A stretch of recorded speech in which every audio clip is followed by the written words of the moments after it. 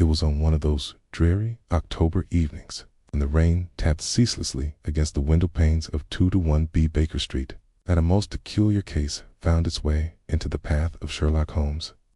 The fire crackled low in the grate, and the familiar scent of Holmes' tobacco smoke wove through the air as he lounged in his chair, his long fingers steepled before him, eyes closed in contemplation. For my part, I sat with the evening edition of the Times, attempting to focus on an article regarding recent unrest in the East End, though my attention frequently drifted toward my companion. It had been 3 days since our last causerie, rather uninspiring matter of a stolen snuff-box in Whitechapel, and Holmes, when deprived of stimulation, had an unfortunate habit of sinking into his black moods. I was just about to suggest an outing, perhaps a visit to the theater or a dinner at the club, when the doorbell rang sharply. Twice in succession, Mrs. Hudson's familiar footfalls echoed from the hallway, and moments later she appeared in the doorway, her expression curiously grave. "Gentleman to see you, Mr. Holmes," she announced. "Says it is a matter of the utmost urgency." Holmes' gray eyes flickered open, and he sat upright with interest. Ah, a reprieve from this unbearable monotony. "Show him in, Mrs. Hudson." She stepped aside, and into our sitting room strode a tall, gaunt man, his features drawn and haggard, his clothes drenched from the storm outside. His greatcoat was unbuttoned, revealing a waistcoat in disarray, and his eyes, pale and piercing, seemed haunted by some unseen specter. I recognized him at once. "Good heavens," I murmured. "It is Sir Reginald Featherstone." Holmes' eyes gleamed. "Indeed, the master of Blackwood Hall. What possible trouble could have driven you to our door at this hour, Sir Reginald?" The man removed his hat with a trembling hand, casting a wary glance toward the window as if afraid of what lurked beyond. "Mr. Holmes," he said, his voice tight with strain, "I have come because I believe I am being haunted." Holmes regarded him with thinly veiled amusement. "A haunting, you say? Surely a man of your standing does not succumb to superstitions, Sir Reginald?" Featherstone's jaw tightened. "I am not a man given to flights of fancy, Mr. Holmes, but there are things occurring at Blackwood Hall that defy reason." I set my paper aside. "Tell us everything, sir." The baronet exhaled, running a shaking hand through his damp hair. "It began 2 weeks ago," he said. "A presence in the house. At first, it was small things, footsteps in the corridor at night, doors that I knew had been locked found standing open. Then I began to hear slow, indistinct voices in the dead of night." He swallowed. "And then came the visions." Holmes leaned forward slightly. "Visions?" Featherstone hesitated. "A figure," he said finally. "A shadow, seen always in the east wing, the part of the house where my father died." At this, Holmes' gaze sharpened. "Your father, Lord Henry Featherstone. He passed away 4 years ago, did he not?" Featherstone nodded. "Yes, but since these occurrences began, my servants have begun to whisper of his ghost." Holmes tapped his fingers together thoughtfully. "And you, Sir Reginald? Do you believe your father's spirit walks the halls of Blackwood?" Featherstone hesitated. Then, with great reluctance, he said, "I do not know what to believe." I exchanged a glance with Holmes, but the idea of a ghostly apparition was, of course, beyond reason. There was an undeniable fear in Sir Reginald's demeanor. Whatever haunted Blackwood Hall, it was not merely a figment of his imagination. Holmes rose, pacing toward the fireplace. "Tell me, Sir Reginald, has anything else of note occurred?" Featherstone hesitated before reaching into his coat pocket. "There was this." He withdrew a crumpled sheet of paper, unfolding it with careful hands before placing it on the table. Holmes and I leaned in, scrawled upon the paper. In shaking, uneven handwriting were 4 words: "He must pay his debt." A shiver ran down my spine. Lestrade's voice gruff and impatient, broke through my thoughts. "Is that your father's handwriting?" Featherstone's face was ashen. "Yes," he whispered. Holmes' eyes darkened. "Fascinating." I exhaled. Slowly, "Sir Reginald, who else has access to Blackwood Hall?" Featherstone hesitated. "There is the staff, the butler. Mr. Howarth has been in the family's employ for 20 years. There are 3 maids, a groundskeeper, and my personal valet, Jameson. But I trust them all implicitly." Holmes arched an eyebrow. "Implicit trust, Sir Reginald, is often a blindfold over the eyes of reason." Featherstone stiffened. "Do you think this is the work of a living man, then?" Holmes gave a small, enigmatic smile. "The dead are notoriously unreliable when it comes to writing letters." Lestrade chuckled. "That's one way to put it." Holmes pressed his fingertips together, deep in thought. "There is something deliberate about this," he murmured. "A asterisk, asterisk, shadow seen in a specific part of the house, whispers, missing items, doors left ajar, asterisk, asterisk. This is not a supernatural visitation, but an illusion carefully crafted." His gaze lifted. "Sir Reginald, what exactly did your father leave behind?" Featherstone frowned. "Leave behind?" Holmes nodded. "Yes. Did he owe anyone a debt? Was there a dispute regarding his estate?" Featherstone's face darkened slightly. "My father was a private man. He did not speak much of his financial affairs." Holmes' smile did not waver. "Ah, and yet we have here a message from beyond the grave, speaking of a debt unpaid." He turned to Lestrade. "Tell me, Inspector, how often does a ghost hold a grudge over money?" Lestrade smirked. "Can't say I've ever met a specter with a bank account, Holmes." Holmes turned back to Sir Reginald. "Then it is settled. Watson, pack your things. We'll leave for Blackwood Hall at dawn." Featherstone exhaled in relief. "You will take the case, then?" Holmes' eyes gleamed. The following morning, after an early breakfast, Holmes and I boarded the Great Western Railway en route to the quiet countryside of Surrey, where Blackwood Hall loomed in isolation over the misty moors. Sir Reginald Featherstone, still visibly shaken from the events of the previous night, sat across from us in the first-class carriage, his hands clasped tightly in his lap. Holmes, as was his custom, had lapsed into silent contemplation, his long fingers steepled beneath his chin. His sharp gray eyes were fixed not upon the rolling landscape outside, but on some unseen puzzle forming in his mind. I, on the other hand, could not resist engaging our client in further discussion. "Sir Reginald, you mentioned that the disturbances began 2 weeks ago. Was there any particular event that preceded them?" Featherstone frowned, his brow furrowing in thought. "Not that I can recall. The household was normal, at least, as normal as it has been since my father's passing."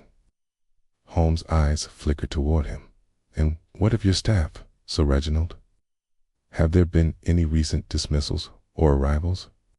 The baronet hesitated. "Now that you mention it, yes. I recently hired a new maidless Hargreaves. The last girl, poor thing, left in a fright. She claimed the house was cursed." Holmes exhaled sharply through his nose. "Curious. And did this Alice Hargreaves express any similar concerns?"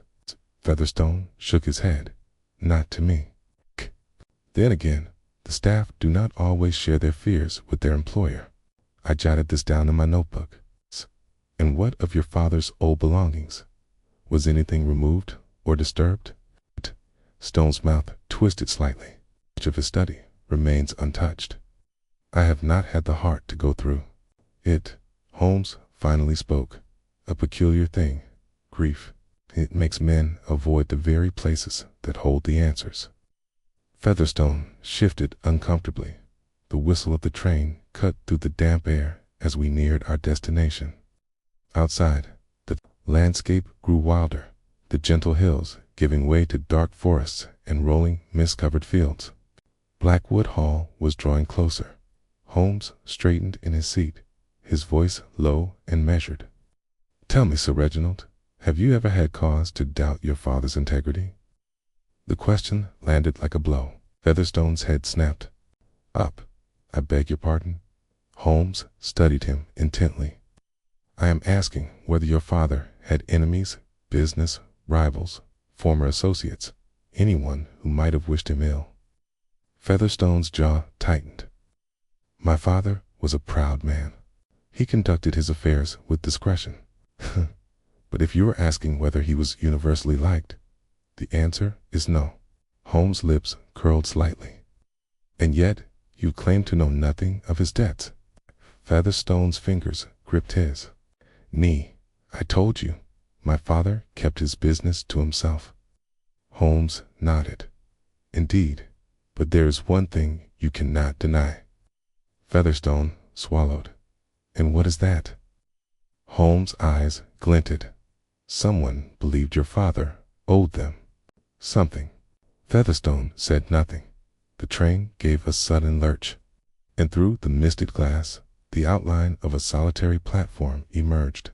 "Ah," Holmes murmured, "we have arrived." Blackwood Hall stood like a sentinel over the moor, its gray stone walls slick with moisture, its many windows dark and unwelcoming. The ivy-covered facade loomed against the pale sky, and the long driveway leading to its entrance was lined with twisted yew trees that seemed to bow beneath the weight of the fog. As we stepped out of the carriage, I could not suppress a shiver. "There's something foreboding about this place," I muttered. Holmes smirked. "Come now, Watson, surely you do not believe in ghosts?" I shook my head. "No, but I do believe in the power of suggestion." Featherstone led us up the wide stone steps to the entrance, where a thin, elderly butler awaited us. "Double quotes, Mr. Howarth," Featherstone said. "These are Mr. Sherlock Holmes and Dr. Watson. They will be investigating the disturbances." The butler gave a stiff bow, his face impassive. "Very good, sir." As he led us inside, I was immediately struck by the dimness of the interior. Though it was midday, the corridors were shrouded in shadow, the heavy drapes drawn tight, allowing only thin shafts of light to pierce through. The air was thick with the scent of old wood and wax, and the ticking of a distant clock echoed through the silence. A grand staircase led upward, its railing carved with intricate Gothic designs, and the portraits lining the walls bore the stern faces of long-dead Featherstones, their painted eyes cold and watchful. "How many reside in the house?" Holmes asked. "Only myself and the staff," Featherstone replied. "There are 7 in total. Mr. Howarth, the butler, Mrs. Gillian, the cook, Alice Hargreaves, and Margaret Dunn.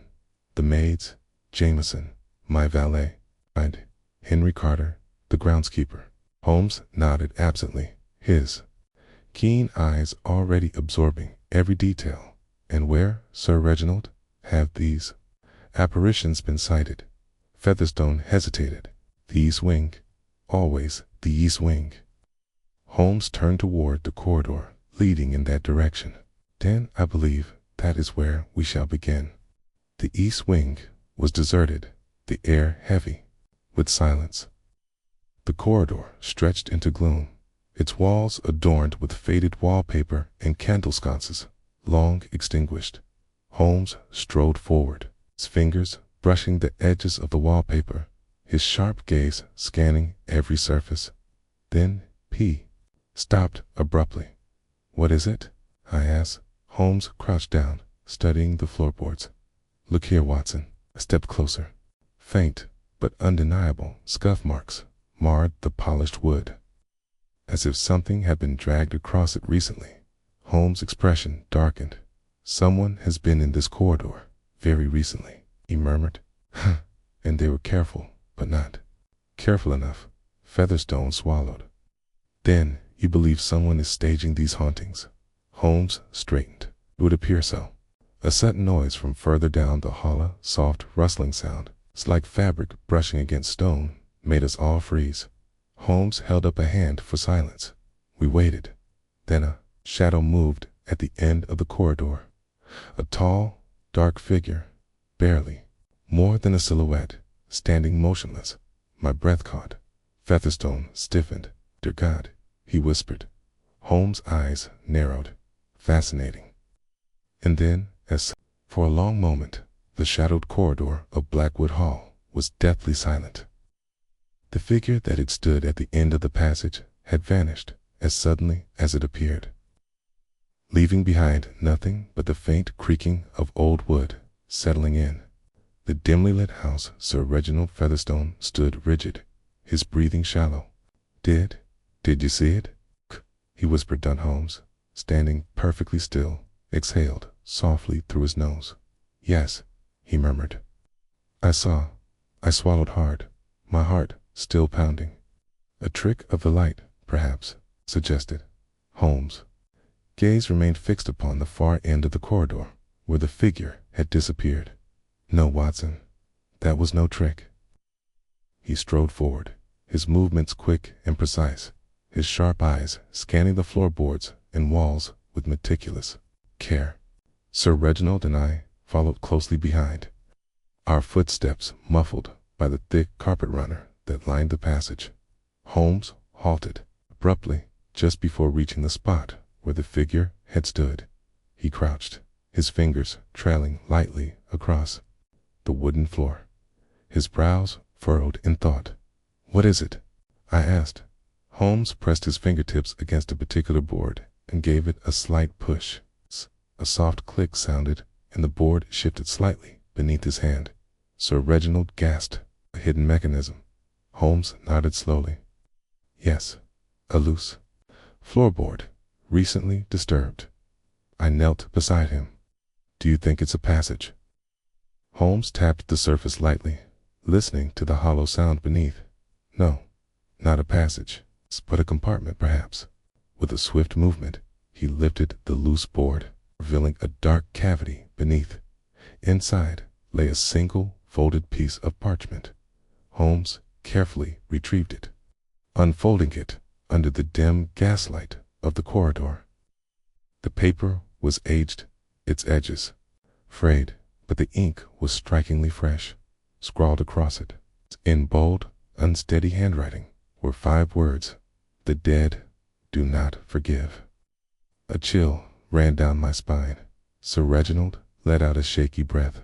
What does this mean?" Holmes' lips pressed into a thin line. "It means," he said softly, "that someone in this house wishes to instill Ferrand. They are succeeding." Holmes rose swiftly, his sharp eyes scanning the walls and ceiling.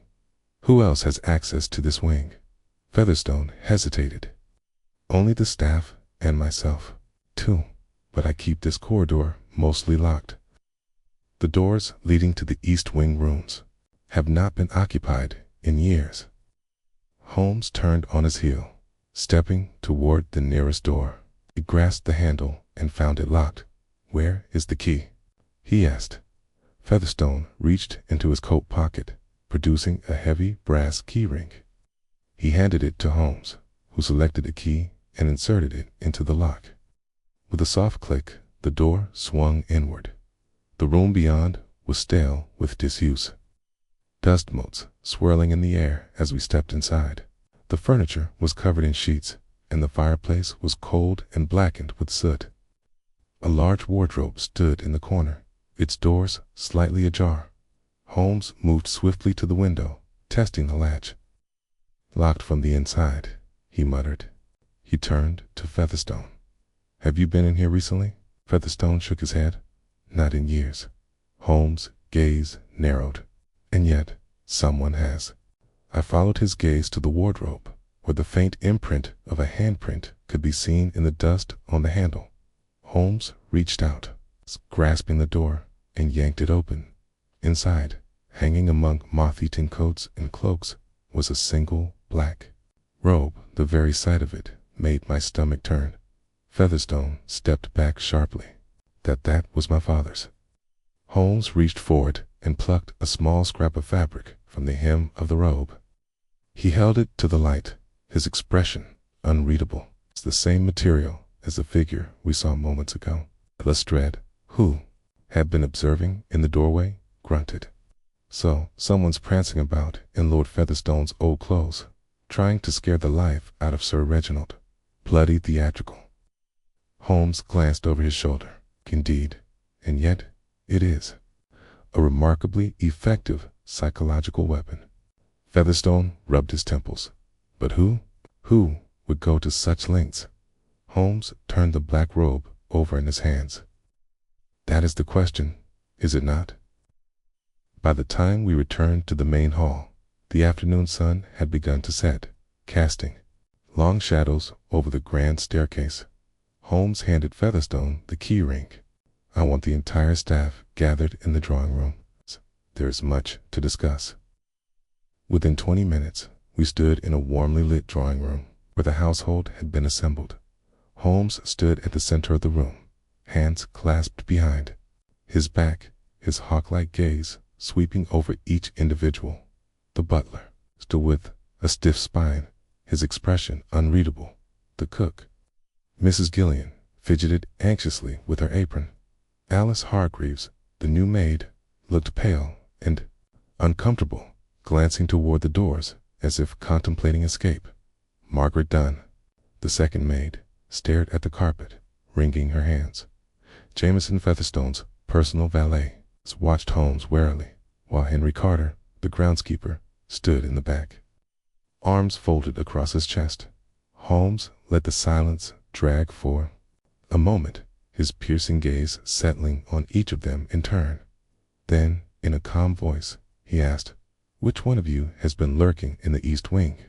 A ripple of unease passed through the room. Alice Hargreaves let out a strangled noise.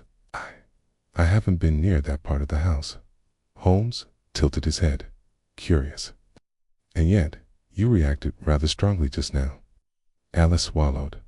I just," Mr. Howers cut in, his voice firm. "Mr. Holmes, I must insist that the staff has nothing to do with these disturbances." Holmes turned to him. "Then how do you explain the figure we saw mere moments ago?" Howard's expression remained neutral. "Perhaps you were mistaken." Holmes' lips curved slightly. "I am rarely mistaken, Mr. Howard." The butler said nothing. Lestrade crossed his arms. "One of you knows something," he said bluntly, "and if I find out any of you have been covering for the person responsible, you'll be answering to Scotland Yard." Silence. Then, in a small voice, Margaret Dunn, the second maid, whispered, I saw something." Holmes turned sharply to her. "What did you see?" Margaret hesitated, then lowered her gaze. "A figure," she murmured. Late at night, moving through the house, Holmes took a slow step forward. "And did you recognize them?" Margaret's lips trembled. Then her gaze flickered toward Jameson, the valet, and Jameson, for the first time, visibly stiffened. The drawing room fell into absolute stillness. Every eye in the room followed Margaret Dunn's hesitant glance toward Jameson, the valet. Jameson, a tall and broad-shouldered man with piercing dark eyes, shifted slightly, but his expression remained stone-like. It was not the reaction of an innocent man. No. Was it that of a guilty one? Rather, it was the reaction of someone calculating his next move. Holmes observed him keenly, a small, knowing smile playing on his lips. "Curious," he murmured, stepping forward. "It's a single look, and suddenly the air in this room has changed." Lestrade crossed his arms. "Well, Jameson," he asked gruffly, "care to explain why the maid is looking at you like she's seen a ghost?" Jameson exhaled sharply through his nose. "I've done nothing wrong." Holmes arched an eyebrow. "Nothing. And yet, Miss Dunn believes otherwise." Comment shifted uncomfortably, her hands wringing her apron. "I only saw someone moving through the house at night," she stammered. "I wasn't sure who it was, but—" Holmes nodded. "But you recognize something about them. Perhaps their build, their manner of walking. Something familiar." Margaret swallowed, then gave a tiny nod. Yes, Jameson scoffed. This is absurd. Holmes smiled faintly. Perhaps, but let us see where absurdity takes us, shall we? Holmes turned back to Featherstone. Tell me, Sir Reginald, what are Jameson's duties? Featherstone hesitated. Is my personal valet. He sees to my clothing, assists me in dressing, and ensures my quarters are kept in order. Holmes glanced at Jameson. Trusted position. Jameson's jaw tightened. I've served Sir Reginald loyally for 5 years. Holmes nodded. Kay, tell me, Jameson, why were you seen walking the halls at night? Jameson's eyes darkened. I wasn't. Holmes sighed. Come now. You are too intelligent a man to believe denial will serve you here. Jameson hesitated, his fists clenching at his sides. Then, finally, he exhaled and spoke through gritted teeth. I was watching the corridor, he admitted. Mitman, but not for the reasons you think. Holmes' expression remained unreadable. Then, enlighten us. Jameson's eyes flickered toward Featherstone. Sir Reginald, I apologize for not telling you sooner, but I feared you would dismiss my concerns. Featherstone frowned. What concerns? Jameson hesitated. Then, with visible reluctance, he said, I believe someone has been entering your father's study. A ripple of surprise passed through the room. Featherstone's brow furrowed. That's impossible. The study has been locked for years. Holmes' eyes gleamed with interest. And yet, he murmured, your valet disagrees. Jameson squared his shoulders. I started noticing things about a week ago. The study door was ajar on 3 separate occasions. At first, I thought, perhaps Sir Reginald had been inside. But then, I realized, he hesitated, his eyes flicking toward the baronet. Holmes nodded encouragingly. Go on. Jameson cleared his throat. Sir Reginald, forgive me, but I saw you retire early on one of those nights. You had already gone to your room when I later found the study door slightly open. Featherstone's face paled slightly. Then, you believe someone else has been inside? Jameson nodded. I do. Holmes turned to Featherstone. Where's the key to your father's study? Featherstone pulled a chain from beneath his waistcoat, revealing an iron key, aged and worn. It has never left my possession. Holmes examined the key carefully, his fingers trailing over the metal ridges. Eyes narrowed slightly. Then, with a soft hum, he held it up to the candlelight. Tell me, Sir Reginald, he said, turning the key slowly between his fingers. Is it possible that a duplicate was ever made? Featherstone looked taken aback. Duplicate? No, my father had this key specially crafted. There should only be one. Holmes smiled thinly. Should? Lestrade grunted. Then we need to check that study. Featherstone hesitated. For the first time since our arrival, true apprehension flickered across his face. Kai, I would rather not, he admitted. Holmes tilted his head. Are you afraid of what we might find? Featherstone's jaw tightened. No, I simply, but the excuse died on his lips, because the truth was written clearly across his face. He was afraid.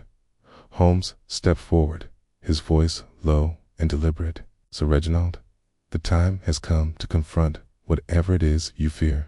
T-Zone swallowed, then gave a short, reluctant nod. Holmes turned to Lestrade. Inspector, would you do the honors? Lestrade grinned, producing his revolver. With pleasure. We moved through the house swiftly, reaching the large oak doors of Lord Featherstone's long-sealed study. The corridor was cold, and I could not shake the feeling that someone or something was watching us from the shadows.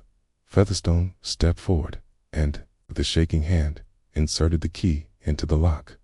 The mechanism creaked, the gears grinding against years of disuse. Then, click. The door swung inward. The air inside was thick with dust, and the faint scent of old parchment and pipe smoke lingered as if the room had been untouched for years. A heavy wooden desk stood at the center, its surface cluttered with forgotten papers, an unlit lamp, and an ornate inkstand. Tall bookshelves lined the walls, filled with leather-bound volumes, some of which had fallen to the floor, their pages yellowed with age. Holmes entered first, keys sweeping over the study with a methodical precision. Then he paused. He took a slow step toward the desk, his fingers trailing along its surface. "There," he murmured. "Watson, do you see it?" I stepped closer. At first, I saw nothing amiss, and then I did. A fine layer of dust covered the entire desk except for one spot, a perfectly clean rectangle, no more than 8 inches wide, as if something had recently been removed. Holmes turned to Featherstone. "What was here?" Featherstone's brows furrowed. I don't know. I haven't touched this desk since my father's passing." Holmes' eyes darkened. "Then someone else has."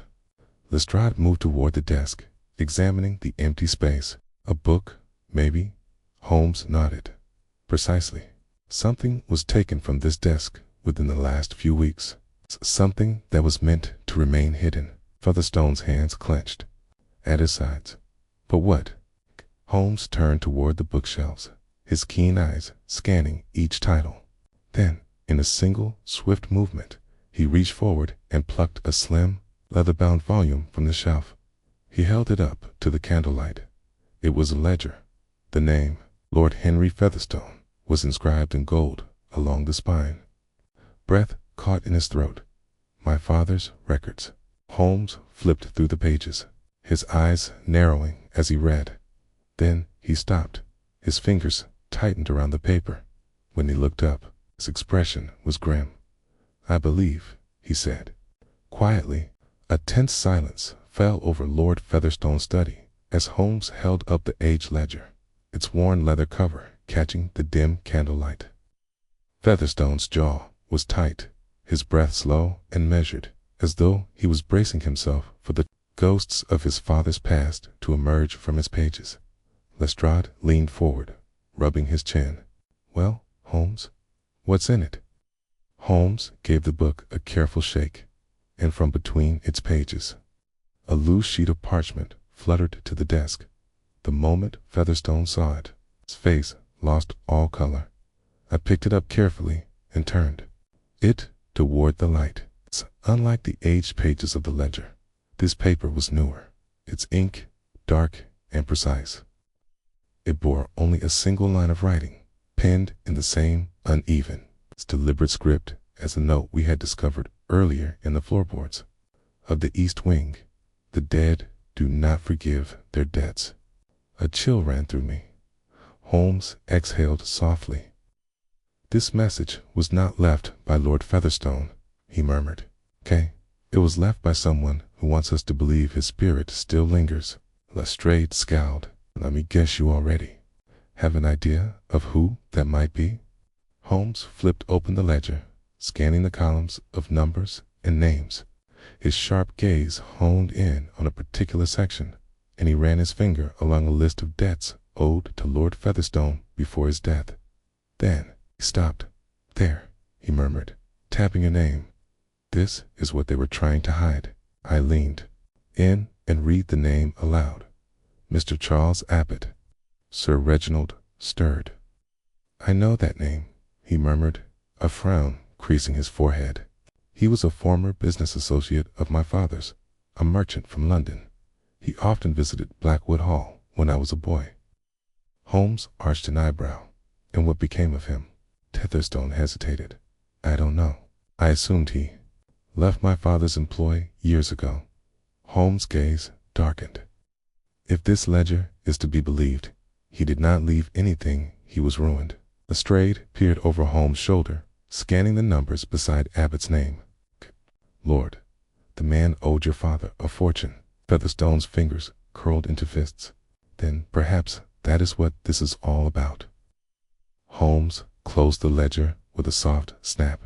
"Yes," he murmured. "The past has come knocking." Holmes turned toward Sir Reginald. Do you recall when Mr. Abbott stopped visiting Blackwood Hall? Featherstone frowned. I must have been 14, perhaps 15 years old. My father never spoke of him again. Holmes' brow furrowed. And tell me, Sir Reginald, was your father a man who forgave debts easily? Featherstone let out a bitter laugh. Absolutely not. Lestrade crossed his arms. So Abbott had every reason to hold a grudge. Holmes nodded. Indeed. Okay. And now, long after Lord Featherstone's passing, someone is attempting to bring the past back into the present. I cleared my throat. Holmes, are you suggesting that Charles Abbott has returned? Holmes tilted his head. Perhaps. Or perhaps someone with an interest in his ruin has taken up his cause. He turned back toward Featherstone. Do Have any remaining correspondence from your father regarding Abbott? Featherstone hesitated.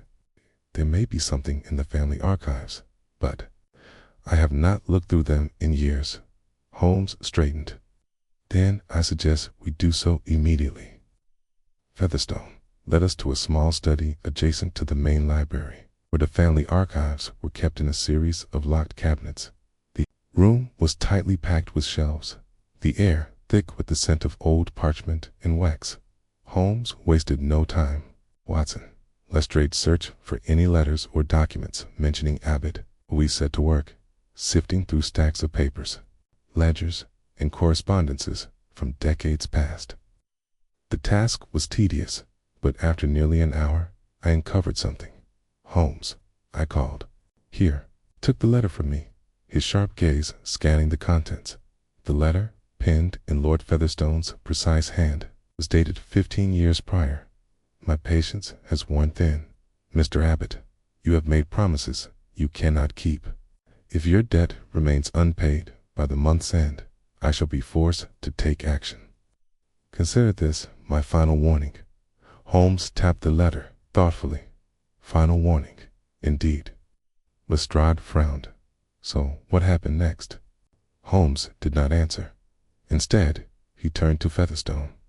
Where was your father on the night he died? Featherstone blinked. In his study, as always. Holmes' expression was unreadable. And how did he die? Featherstone hesitated. He had been unwell for some time. The doctor said it was his heart. Holmes nodded slowly. And yet, something does not sit right. I exhaled sharply. Holmes, you can't be suggesting. But Holmes was already moving. He turned to Featherstone. Sir Reginald, I must insist that we examine your father's study once more. Featherstone hesitated, then gave a reluctant nod. Returning to the study of Lord Featherstone, Holmes immediately made his way to the fireplace. He ran his fingers along the stonework, his sharp eyes scanning the hearth. Then he stopped. Holmes knelt down and reached into the ashes, his hand closing around something hidden beneath the soot. He pulled it out, a small silver key. Featherstone stiffened. I have never seen that before. Holmes held the key up to the candlelight, and yet someone wanted it hidden. Lestrade frowned. What does it unlock? Holmes turned the key over in his palm. Then his gaze flickered toward the locked drawer in Lord Featherstone's desk. Without a word, he strode forward, inserted the key, and turned it to click. The drawer slid open. Inside lay a single envelope, sealed with a red wax crest. Holmes picked it up carefully, breaking the seal and unfolding the letter within. His expression darkened as he read. What is it? I asked. Holmes looked up, his voice quiet, yet firm. A confession, he said. Featherstone's breath caught. From my father. Holmes nodded. It would appear that Lord Featherstone did something he wished to keep buried. I swallowed hard. And what exactly did he confess to? Holmes set the letter down on the desk. Then he turned, his eyes gleaming with revelation. The room fell into a suffocating silence as Holmes laid the letter flat upon the desk. The flickering candlelight illuminating its aged parchment and stark confession. Sir Reginald Featherstone's face was ashen. His breath coming in short, shallow bursts. A murder. His voice barely rose above a whisper. My father was a hard man. Yes, but surely this must be a mistake. Holmes, ever composed, folded the letter neatly and tapped it against his palm. The dead rarely make such errors. Sir Reginald, this is not speculation or hearsay. These are his own words, left behind and sealed away. Lestrade, who had been reading over Holmes' shoulder, let out a low whistle. I'll be damned. You don't see this every day, a nobleman confessing to murder in his own handwriting. He turned to Featherstone. Do you recognize the handwriting? Featherstone swallowed, his gaze locked upon the letter, as though staring at something unholy. Yes, he admitted, voice tight. It is my father's. I stepped forward, my eyes scanning the meticulous script that had been penned with an unmistakable urgency, as though written in a moment of desperation. Holmes took a breath and read aloud, to whomever finds this. I am not long for this world, and it is time I admit my greatest sin. Charles Abbott did not leave this house. He did not flee from his debts, made certain of that. His body lies beneath the foundations of Blackwood Hall. A deep chill settled over the room. Featherstone stumbled backward, gripping the edge of the desk for support. Dear God, Lestrade's face twisted in disgust. So, that's what happened. Abbott didn't just vanish, he was murdered and buried on the estate. Holmes' gaze was unreadable. It would seem so. He placed the letter back upon the desk with a soft thud. Now we must ask ourselves, who else knew? The truth had shattered whatever composure Sir Reginald had left. He sank into his father's chair, pressing a trembling hand to his forehead. I never knew. I swear to you, I never knew. Holmes observed him carefully, and yet someone did. I nodded. The threatening messages, the disturbances, the shadow in the east wing, yet all began after someone uncovered this truth. Holmes tapped a finger against the desk, which means we must answer a very important question. Featherstone looked up. What question? Holmes' voice was low, deliberate. How did they find out? The room was still, the weight of the question pressing upon us all. Lestrade spoke first. Couldn't be the servants, could it? They'd have no reason to know about an old crime buried in the foundations. Holmes nodded slightly. Indeed, but someone, somewhere, unearthed this secret. His gaze flickered toward the study walls, toward the ledger that had first revealed Abbott's name, toward the fireplace where the key had been hidden. Then, with sudden clarity, his eyes sharpened. Holmes turned to Featherstone. Your father's study has remained untouched since his death. Featherstone hesitated. Yes. Other than the staff dusting, it has been locked for years. Holmes folded his arms. Then someone must have gained access. Featherstone frowned. But how?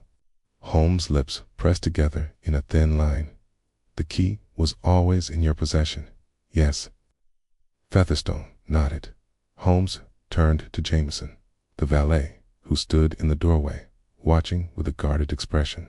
And you, Jameson, when you mentioned seeing the door ajar, were there any signs of a forced entry? Jameson's brow furrowed. Holmes' gaze sharpened. Then there is only one possibility. He strode to the window, his keen eyes scanning the frame, the latch, the panes of glass. Then he gave a soft chuckle.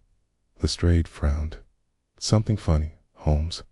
Holmes turned, his expression gleaming with intrigue. Seems, my dear Lestrade, that whoever found this letter did not enter through the door at all. Featherstone stiffened. Then how? Holmes gestured to the window latch. It has been tampered with. I stepped closer. Sure enough, the wood bore fresh scratches, as though someone had forced it open from the outside. Lestrade exhaled sharply. So that's how they got in. They broke in through the bloody window. Holmes nodded. And there is only one person in this house who would have been working outside at the time. Featherstone paled. The groundskeeper, Lestrade's eyes widened. Henry Carter. The moment Carter's name was spoken, Holmes was already in motion. Striding out of the study with swift determination, Lestrade muttered a curse under his breath as he and I hurried after him, followed closely by Featherstone and Jameson. The cold night air hit us as we stepped out onto the manor grounds. The estate stretched into the darkness, the tall hedges and towering oaks casting twisted shadows beneath the moonlight. Holmes moved without hesitation, heading straight for the gardener's cottage at the edge of the property. As we approached, the faint glow of a lantern flickered inside. Holmes halted abruptly, raising a hand for silence. We listened. Inside, a muffled shuffling, a chair scraping against the floor. Then silence. Holmes' single quotes, lips quirked. "He knows we're here." Lestrade stepped forward. "Henry Carter." His voice rang through the night. "Open up, man. We need to speak with you." No answer. Holmes' expression darkened.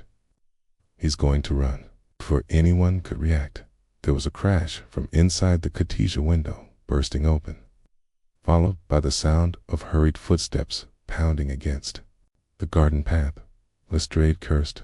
After him, Holmes was already moving, his long coat billowing behind him as he dashed into the darkness. I followed, my breath sharp in my chest as we raced through the hedgerows and moonlit pathways. The faint figure of Henry Carter could be seen ahead, his silhouette darting toward the tree line at the edge of the estate. Holmes' voice cut through the night. "Stop, Carter. You cannot outrun the truth."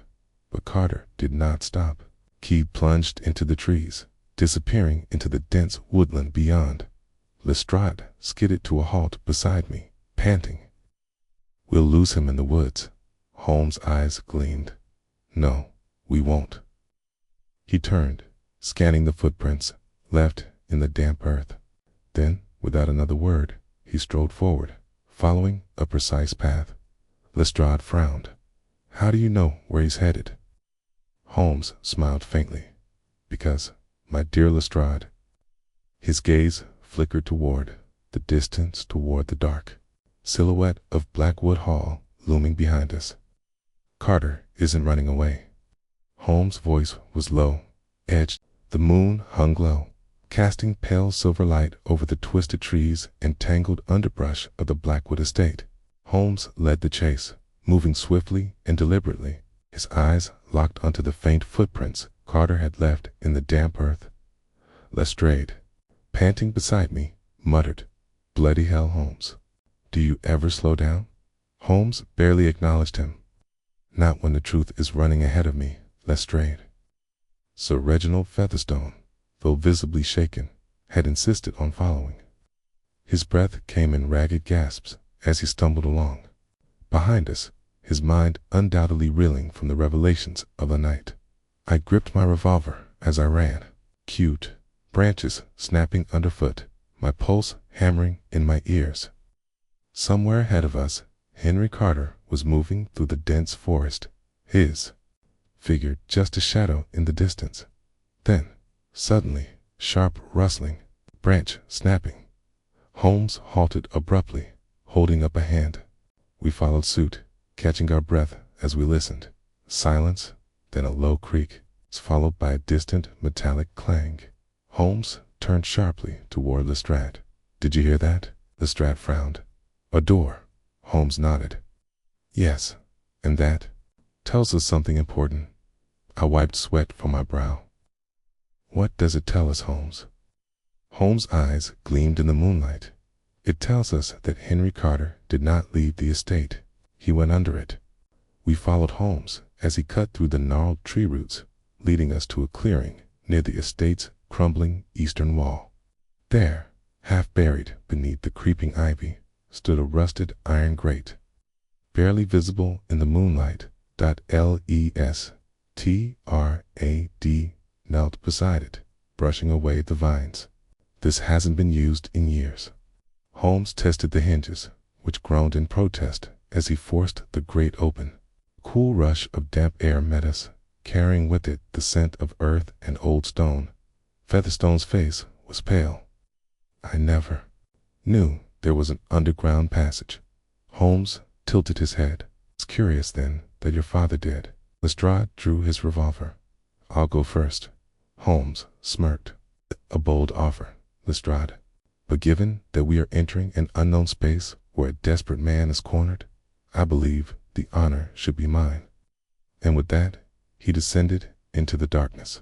The passage was narrow and suffocating, the walls of rough-hewn stone, slick with moisture. Our footsteps echoed as we advanced cautiously, the flickering light from our lanterns casting long, eerie shadows across the uneven walls. Holmes moved with quiet certainty, his eyes scanning the damp earth floor for tracks. Carter came this way, he murmured. And not long ago. Featherstone exhaled heavily. Where does this tunnel lead? Holmes glanced back at him. Sir Reginald, is precisely what we are about to discover. Then, suddenly, a voice, low, ragged, desperate. Stay back.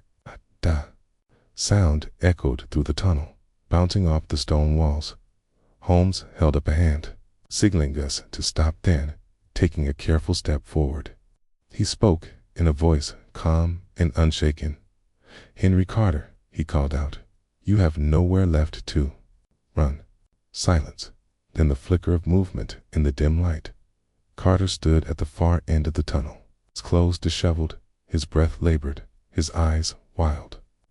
In his hands, he clutched a rusted spade, gripping it as though it were his last defense. Stay back, he repeated, his voice trembling. Holmes' gaze remained fixed upon him, his posture utterly composed. You have led us quite the chase, Carter. But you must have known it would come to an end. Carter's fingers tightened around the spade. You don't understand? Holmes' expression did not change. Then enlighten me. Carter's breath came in short, panicked bursts. I had to know if it was true. Featherstone's voice was sharp. What was true? Carter's eyes flicked toward the ground beside him. Only then did I see what lay at his feet. A mound of freshly disturbed earth. My stomach turned. Holmes exhaled slowly. Ah, he murmured. You were digging. Carter swallowed hard, his throat bobbing. I had to be sure, he whispered. Lestrade took a cautious step forward, revolver still trained. Sure of what? Carter's voice was barely audible. Sure that he was still there. A dreadful silence filled the tunnel. Holmes' eyes darkened. And what did you find, Carter? Carter hesitated. Then, in a voice hollow with disbelief, he whispered, Nothing. Featherstone stiffened. What do you mean, nothing? Carter's hands trembled. The letter said Abbott was buried here, that his body was beneath Blackwood Hall. His voice cracked, but when I dug, there was nothing. A ripple. Shock passed through us. Lestrade frowned. Are you saying there's no body? Carter nodded weakly.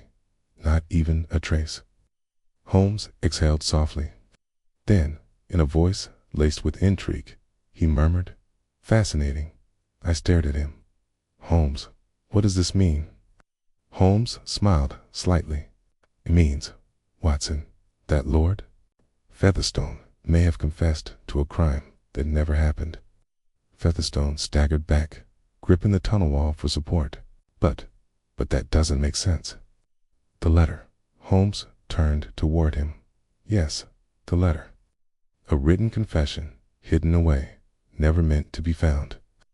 His gaze flickered toward the disturbed earth, and yet, the one crucial piece of evidence, the body, is missing. Lestrade shook his head. So either Featherstone lied in his confession, Holmes nodded, or someone removed the body long ago. Carter let out a ragged breath, his face pale with shock. I thought I would find a grave, he whispered. Instead, I found an empty lie.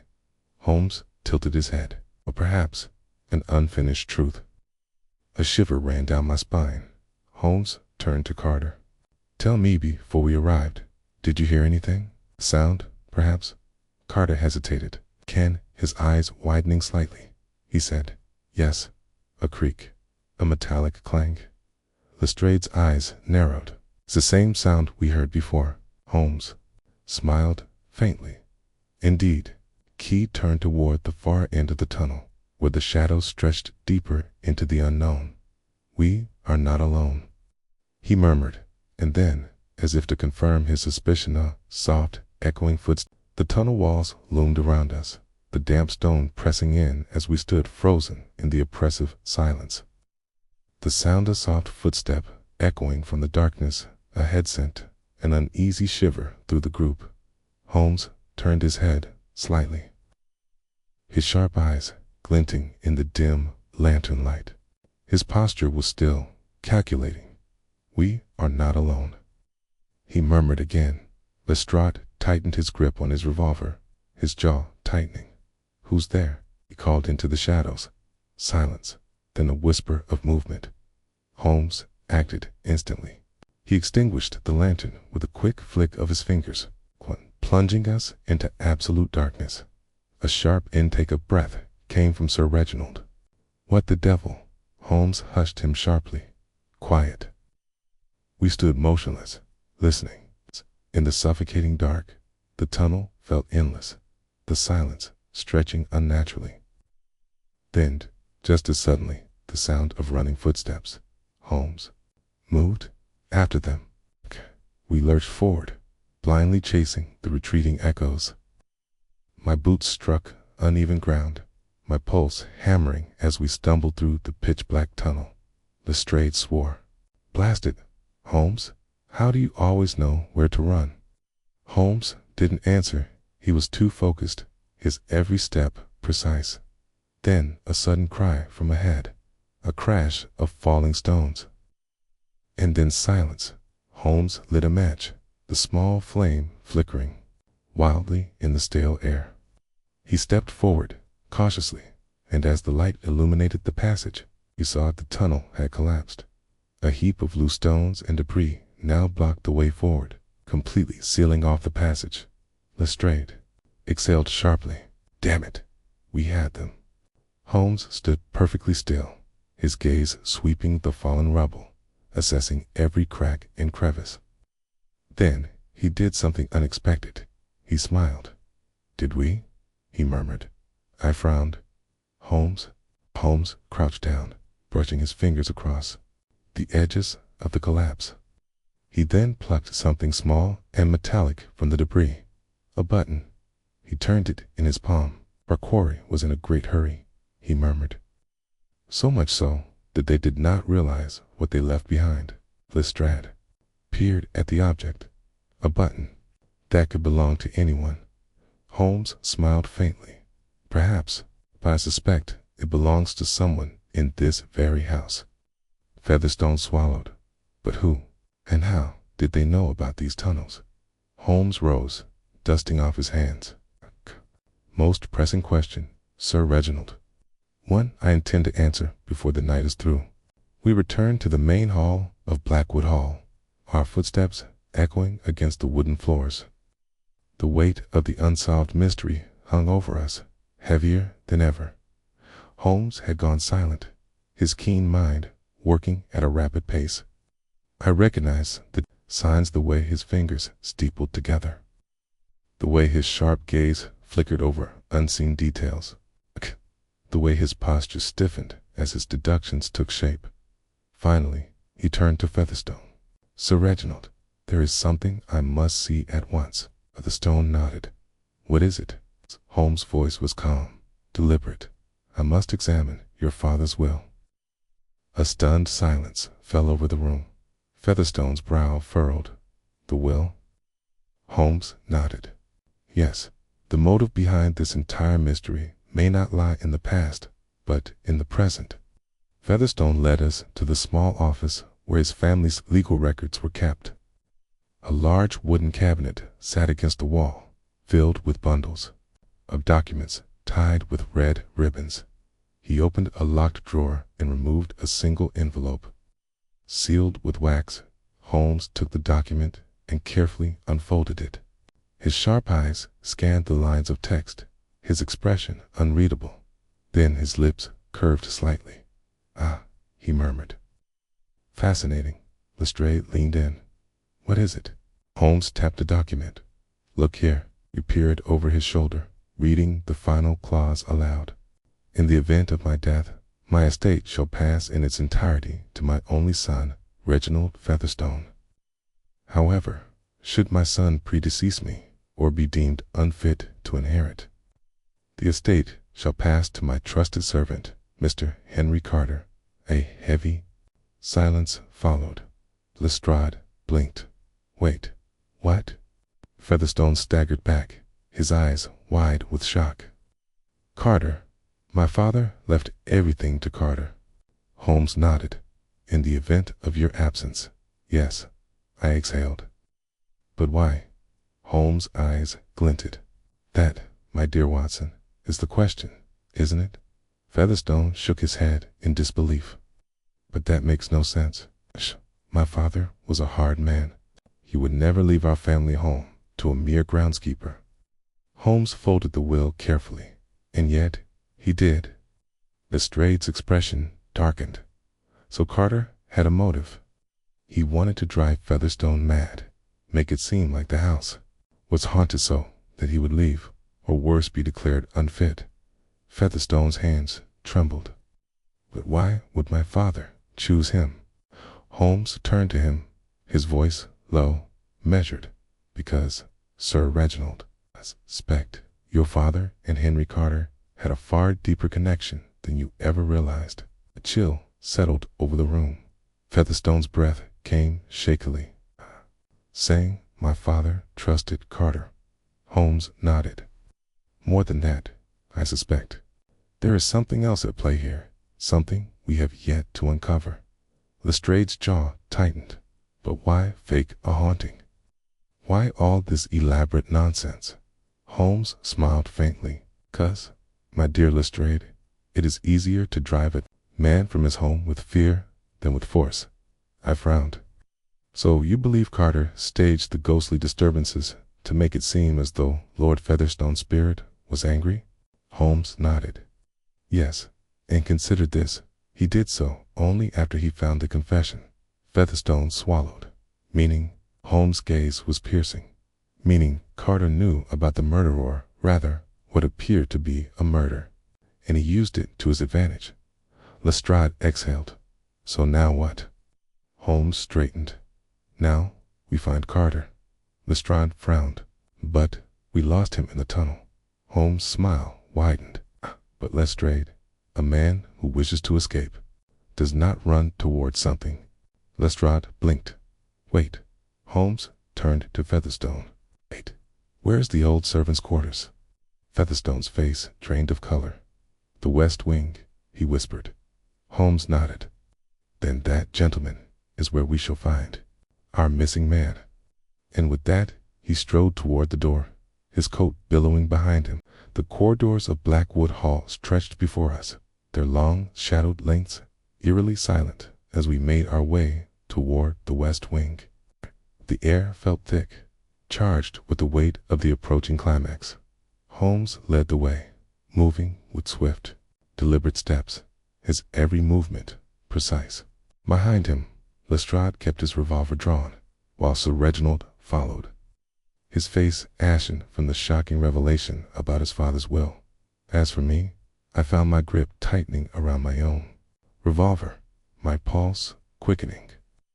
Carter was still in the house, and if Holmes was right, the final truth was waiting in the old servants' quarters. Holmes halted abruptly before a heavy wooden door, its edges warped with age. The air smelled of dust and time, the scent of a space long neglected. He turned to Featherstone. "When was the last time this wing was occupied?" Featherstone hesitated. "Years ago. Most of the servants live closer to the main hall now. These rooms were sealed off after my father's passing." Holmes' lips curved slightly. "And yet, I suspect one man has been using them all along." Lestrade exhaled sharply. Let's not waste time then. Holmes nodded.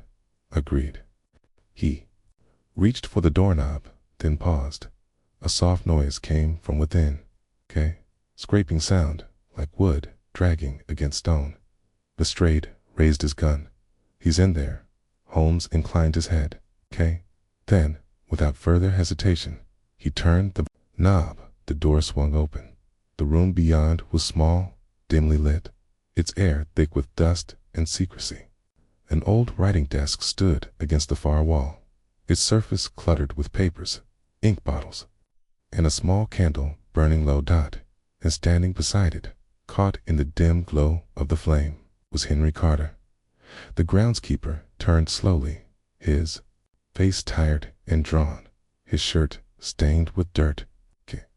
His eyes flickered between us, calculating, wary. Holmes stepped inside, his voice calm, deliberate. You have led us on quite the chase, Mr. Carter. Carter exhaled heavily, his hands clenching at his sides. I knew you'd find me eventually. Lestrade leveled his revolver at him. Then you also knew this was coming. Make a move, Carter, and I'll put you down before you can blink. Carter didn't move. His gaze, instead, shifted toward Sir Reginald, his expression unreadable. I did it for you, he said quietly. Featherstone stiffened. For me? Carter nodded. For your father's legacy. Holmes arched an eyebrow. Ah, a most curious choice of words. I swallowed hard. Carter, what exactly did you do? Carter closed his eyes for a brief moment, then let out a slow breath. I was there, he admitted.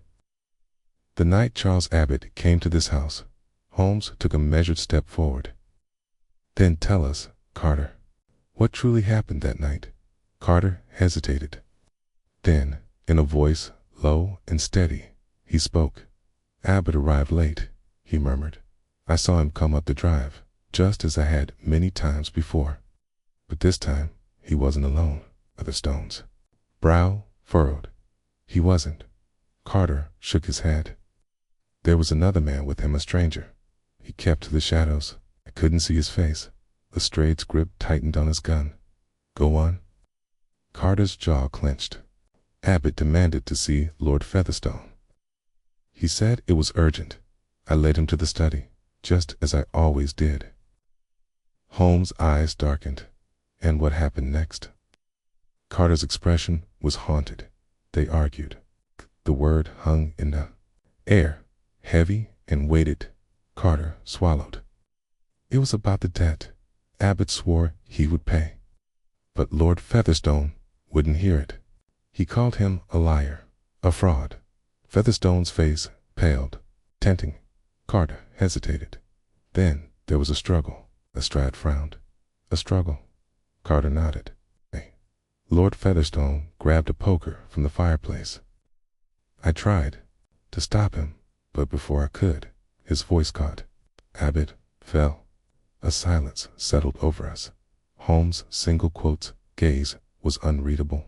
So, it was an accident. Carter nodded slowly. I believe so. But my master, he panicked. He thought he had killed Abbott. I felt my stomach tighten. And so, he buried the body. Carter's fingers twitched. Yes, Holmes' voice was measured. But the body was never found. Carter's expression shifted, and suddenly I understood. Holmes' eyes gleamed. Because Mr. Carterbat was never dead, was he? The tension in the room deepened, the candlelight flickering wildly against the old stone walls. Carter's breath came fast. I don't know what happened after, he admitted. When I helped Lord Featherstone bury him, the body was still, motionless. I thought his voice wavered. I thought he was dead. Featherstone exhaled sharply, his hands clenching into fists. But he wasn't. Holmes' voice was low, certain. No, Abbott was alive. Someone took him. Lestrade's face darkened.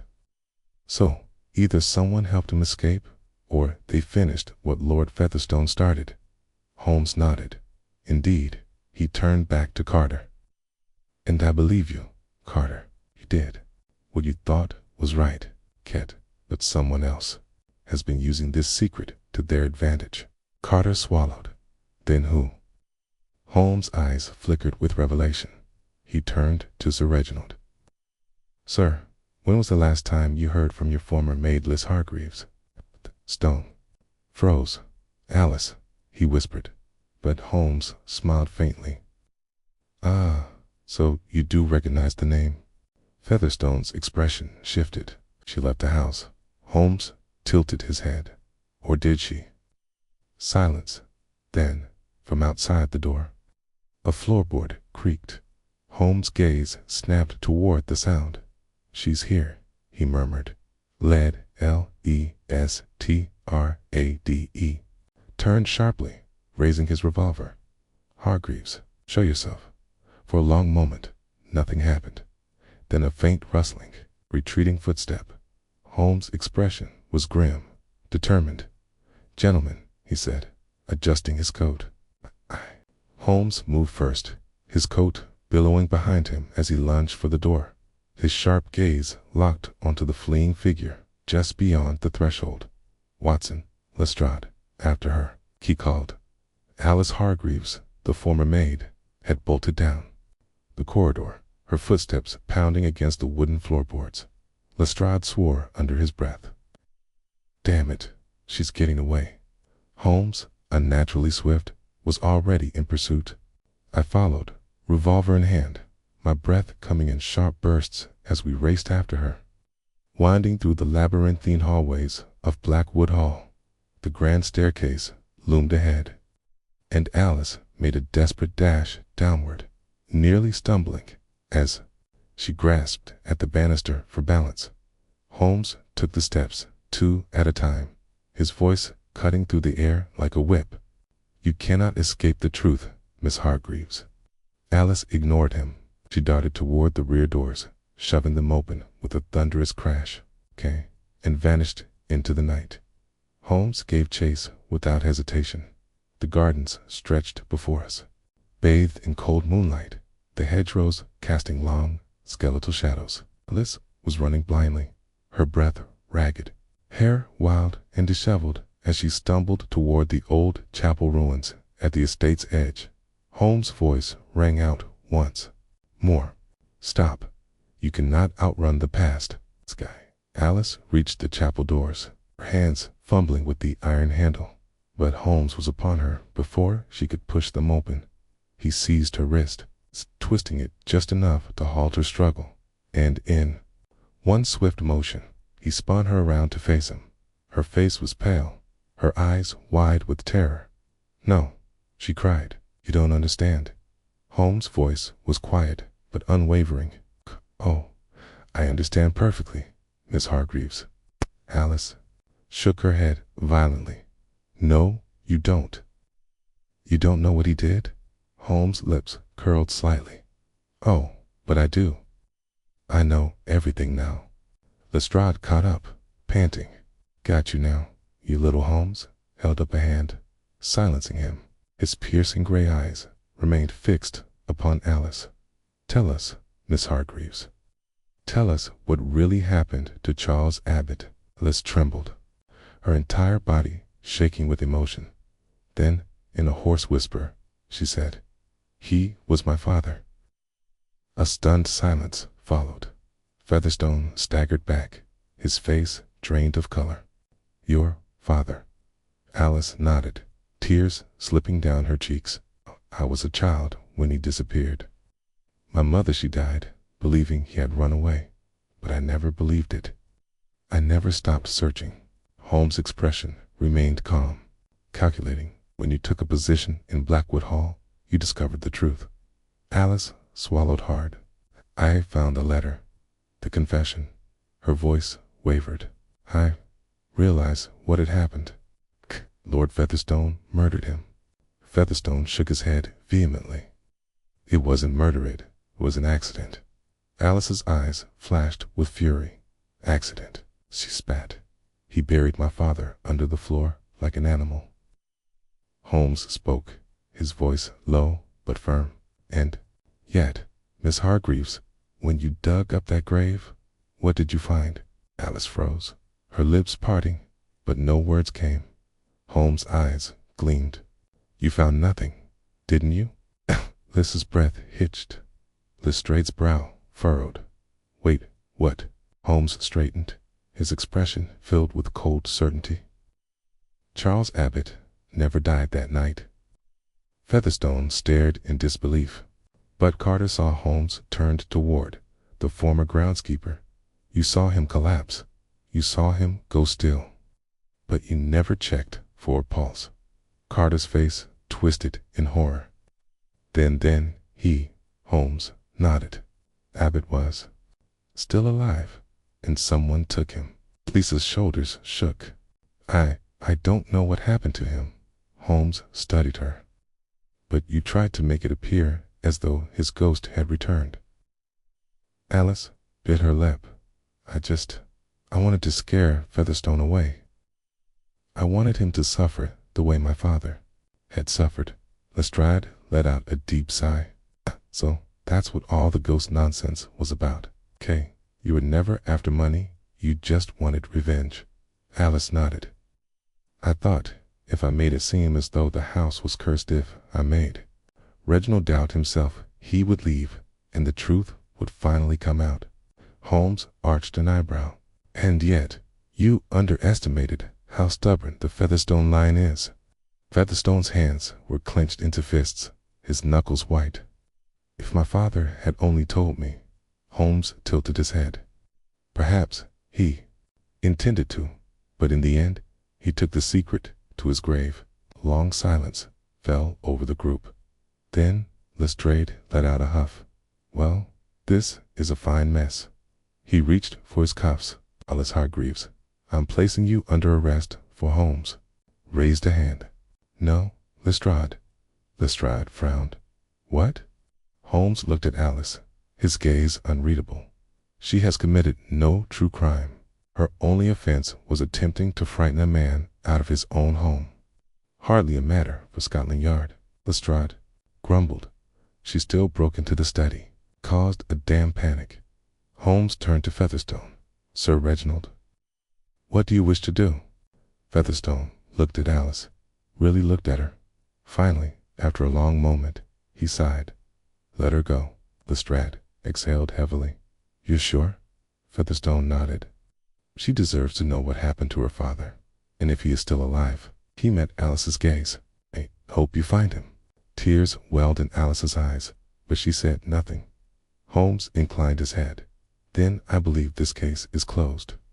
2 days later, Holmes and I sat in our rooms at Baker Street, the fire crackling softly. I set down my teacup.